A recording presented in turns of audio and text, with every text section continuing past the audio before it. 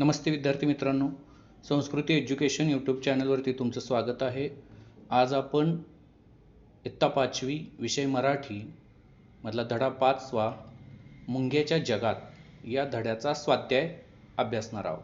ठीक आहे, तर जास्त वेळ न घालवता आपण जाऊया स्वाध्यायाकडे. बघा, एका वाक्यात उत्तरे लिहा. ठीक आहे, तर काय पहिला प्रश्न, कीटकांमध्ये मुंगीचे नाव सर्वप्रथम का घेतले जाते? ठीक आहे, तर याचं उत्तर आहे कारण मुंगी हा कीटकांमध्ये सर्वात जास्त उद्योगी, कष्टाळू, शिस्तप्रिय, हुशार म्हणून कीटकांमध्ये मुंगीचे नाव सर्वप्रथम घेतले जाते. ठीक आहे, दुसरा प्रश्न आहे, मुंग्या गंधकण केव्हा सोडतात? ठीक आहे, तर अन्नाचा साठा सापडल्यावर, वसाहतीकडे परत येताना व संकट आल्यावर सावधानतेचा इशारा देताना मुंग्या गंधकण सोडतात. ठीक आहे, पुढचा प्रश्न पाहू आपण. मुंग्या नेहमी कशासाठी तत्पर असतात? स्वतःचे आणि वसाहतीचे संरक्षण करण्यासाठी मुंग्या नेहमी तत्पर असतात.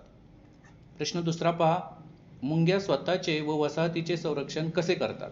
तर याचं उत्तर आहे, स्वतःच्या किंवा वसाहतीच्या संरक्षणासाठी काही मुंग्या कडकडून चावा घेतात, काही मुंग्या विषारी दंश करतात, तर काही विशिष्ट अंमलाचा फवारा शत्रूवर सोडतात. ठीक आहे, पुढे जाऊया. वाक्यात उपयोग करा. यांनी इथं काही शब्दसमूह दिलेले आहेत, जसं आपण पाठीमागच्या धड्यामध्ये पाहिलं होतं. तर तसे शब्दसमूह वापरून आपल्याला वाक्य बनवायचं आहे. ठीक आहे, तर पहिला आहे माग काढणे.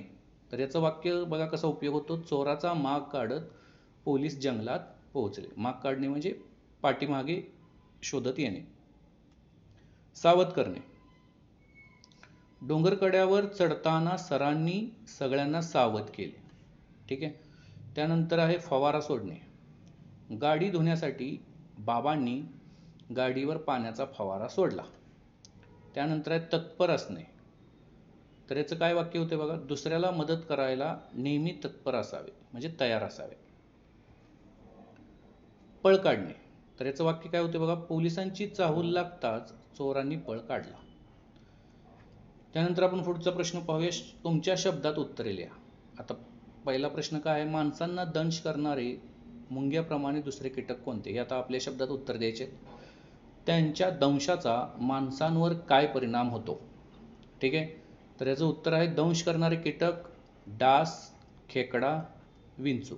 ठीक आहे, आणि याचा परिणाम काय होतो, डास चावला की फोड येतो, खेकडा चावली की जखम होते, आणि विंचू चावला की माणसाच्या रक्तात विष पसरते, भिनते. त्यानंतरचा प्रश्न आहे, अन्न साखळी म्हणजे काय?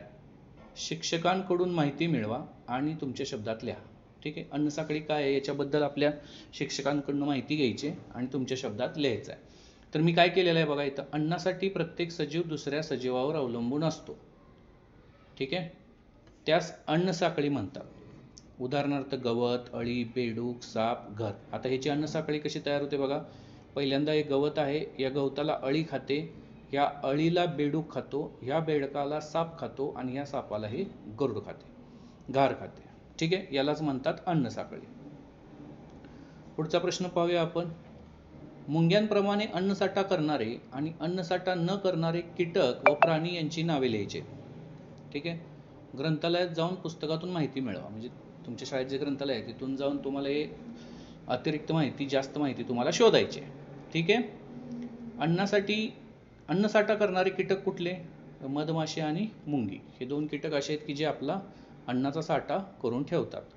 अन्नसाठा न करणारे कीटक माशी आणि झुरळ हे अन्नसाठा करत नाहीत.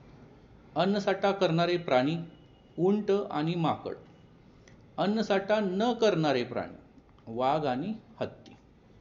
ठीक आहे, पुढे जाऊया. या पाठात आलेल्या मुंग्यांचे कोणते गुण तुम्हाला आवडले ते सांगा. म्हणजे मुंगीचे असे कुठले गुण आहेत जे आपल्याला आवडले? तर ह्याच्यामध्ये बघा, पहिल्यांदा मुंगी उद्योगी, कष्टाळू, शिस्तप्रिय आणि हुशार असते, आणि स्वतःचे व वसाहतीचे संरक्षण करण्यास मुंग्या नेहमी तत्पर असतात. तर हे गुण आपल्याला या पाठातून मुंग्यांचे आवडले. मुंग्यांवरील कविता शोधा व वर्गात म्हणून दाखवा. आता ह्याच्यावरती तुम्हाला एक कविता यूट्यूबवरती भेटून जाईल. जर तुम्ही शोधलं मुंग्यावरची कविता तर तुम्हाला यूट्यूबवरची ही कविता मिळून जाईल आणि तुम्हाला ते वर्गात म्हणून दाखवायचे. ठीक आहे. पुढचा प्रश्न आहे 7वा. मुंगी या शब्दाची वेगवेगळी रूपे पाठात आलेली आहेत, ती शोधा व लिहा. याप्रमाणे एखाद्या शब्दाची वेगवेगळी रूपे लिहा. उत्तर बघा. मुंगी, मुंग्या, मुंग्यांचे, मुंग्यांना, मुंगीला, मुंगीच्या, मुंग्यांनी, मुंग्याचा. त्यानंतर फुले, फूल, फुले, फुलाला, फुलांना, फुलाने, फुलांनी, फुलांहून, फुलांचा, फुलात. तर ही वेगवेगळी शब्दाची रूपे आहेत. ठीक आहे. त्यानंतर त्याच्या खाली काही प्रश्न आहेत पाठ सोडून, तर त्या प्रश्नांची उत्तरे पण पाहूया आपण. खालील वाक्यातील नामे ओळखा व सांगा. नामे म्हणजे नाव. तर बघा हे काय वाक्य आहे. बंडूची इजार 4 बोटे लांब झाली. तर ह्याच्यात नाम आहे बंडू, इजार आणि बोटे. ठीक आहे. मध्ये काय, आईने इजार एका कोनाड्यात फेकली. आई, इजार, कोनाडा. माणसांप्रमाणे मुंग्या नक्कीच बोलत नाहीत. माणसे आणि मुंग्या. आज कविता भारतातील अव्वल धावपटू आहे. कविता, भारत, धावपटू. ठीक आहे. रिकाम्या जागी योग्य नाम घाला. ठीक आहे. रिकाम्या जागा भरायच्या आहेत. माधवला म्हणाली. आई माधवला म्हणाली. आंब्यांच्या झाडावर कैऱ्या लटकत होत्या. ठीक आहे. घसरगुंडी खेळायला आम्ही बागेत गेलो. मराठी विषय मला खूप आवडतो. गणेश मंत्रमुग्ध झाला. महागाई वाढल्याने वस्तू महागल्या. तर ह्या रिकाम्या जागा आपल्याला शब्द लिहायचे आहेत. ठीक आहे. तर असा हा स्वाध्याय इथं संपलेला आहे. या बाबतीत काही शंका असतील तर तुम्ही कमेंट करून विचारू शकता. तुमच्या मित्रांसोबत हा व्हिडिओ शेअर करा. आपल्या चॅनलला सबस्क्राईब करा. ठीक आहे. थांबूया आपण इथे. धन्यवाद.